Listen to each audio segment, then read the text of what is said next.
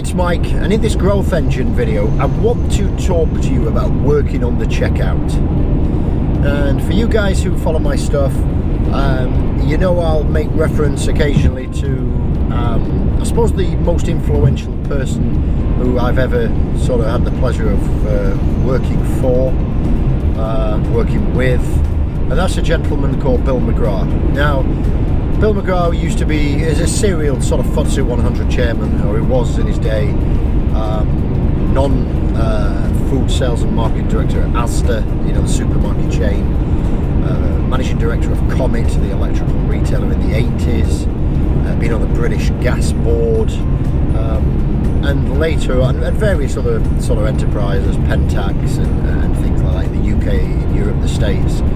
And also finished off his career, I believe, at Wickes as the chief executive, the DIY chain. So serious sort of high-level FTSE 100 sort of chair guy and exec. And I was fortunate enough to work for Bill just after the about 2004, 5, 6, 7. Maybe a bit later than that, 2005, 6, 7, that's it, okay. So I get my dates wrong. So it's a good 10, 11 years, but the impact that he's had on my business, the impact he's had on me has been tremendous. And even though I'd been through a couple of exits by then, before I met Bill, and I thought I knew the businesses, a couple of six-figure exits, and I didn't really know anything till I met Bill, and he really sort of helped me shape it. So I just want to sort of say a big thank you again for Bill. The story I'm going to share with you today is one Bill shared with me, so it's not one I've sort of experienced this myself, but it's such a touching story that I want to share it with you. Then I want you to get it to think about how you can do this in your business to better improve.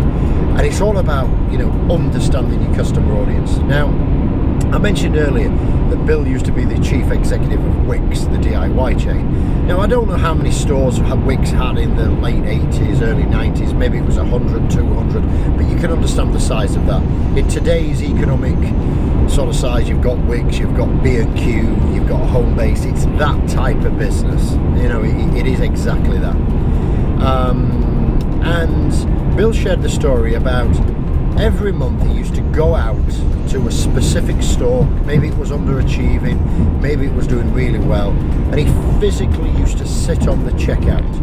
Now, I'm not quite sure, I don't recall whether he sat on there for an hour, 2 hours, 4 hours, or whatever. But the point is, you've got the chief executive of Wickes, and I don't know what the chief executive of Wickes' salary was then, but you can imagine, it's going to be, extensive in the six-figure salary, maybe even a seven-figure salary with bonuses way back then. So hundreds of thousands of pounds a year, if not millions a year, that people like Bill will get paid to run those type of companies. But he used to take out, he used to go and sit on the checkout once a month. And Bill then would have been in his 50s.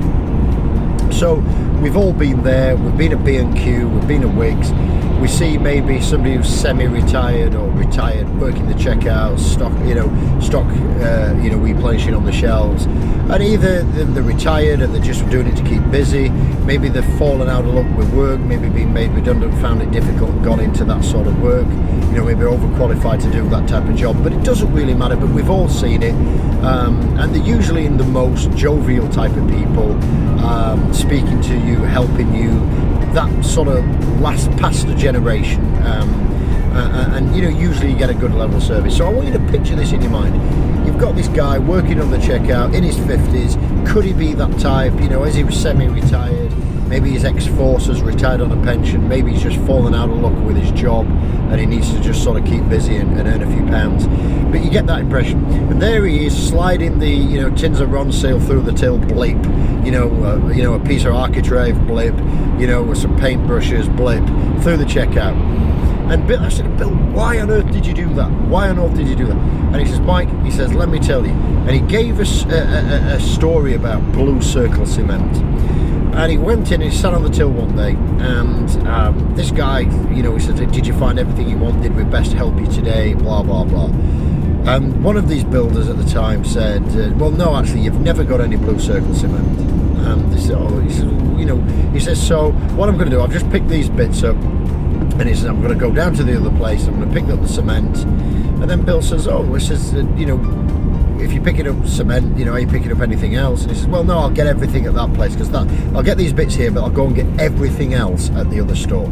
I'll get my cement there, I'll get, whatever else goes with cement, sand, etc., gravel or whatever.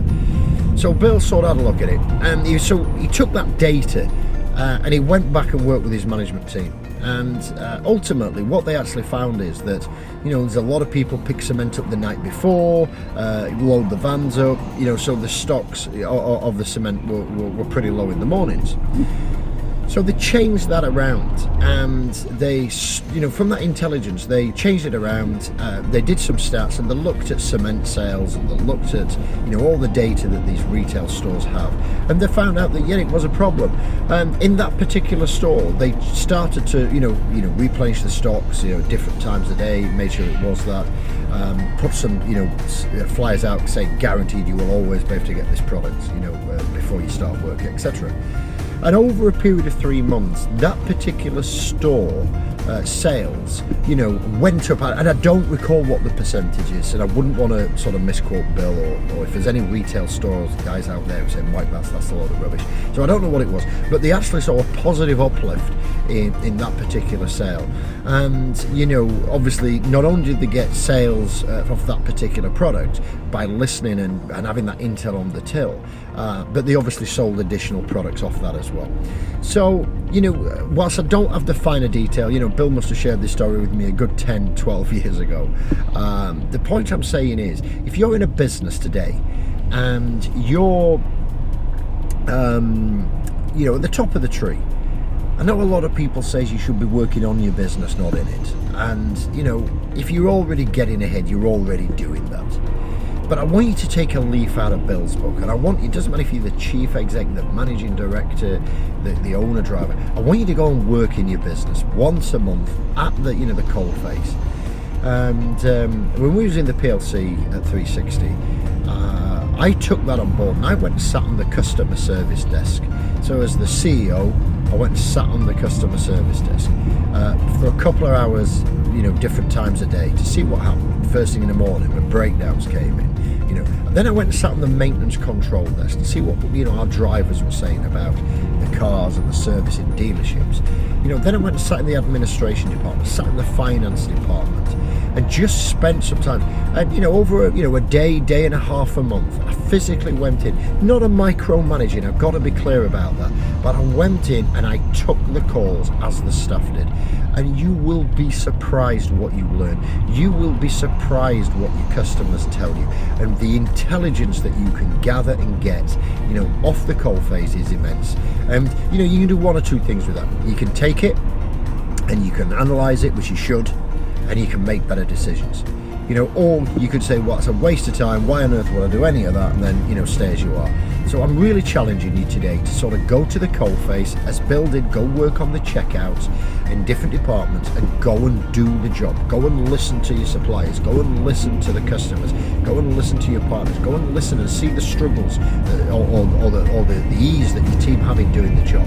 The insights that you get to improve systems, customer service, product development, bottom line improvements, top line improvements, you will be amazed. And as always, if you've got any questions on this, shoot me a message on Twitter using the hashtag growth engine or hashtag #TheOpenMic, and we're more than happy to get those answered for you. But go and work on the checkout. You can always continue to work on your business, but also what I'm saying is go and work in your business. Make it happen, and I'm sure you'll see a lot of better results, and you'll be able to get a lot better intel to try and move your business forward. So as always, get in the game, go do the hustle, go make it happen, and I'll catch up with you on another Growth Engine video real soon.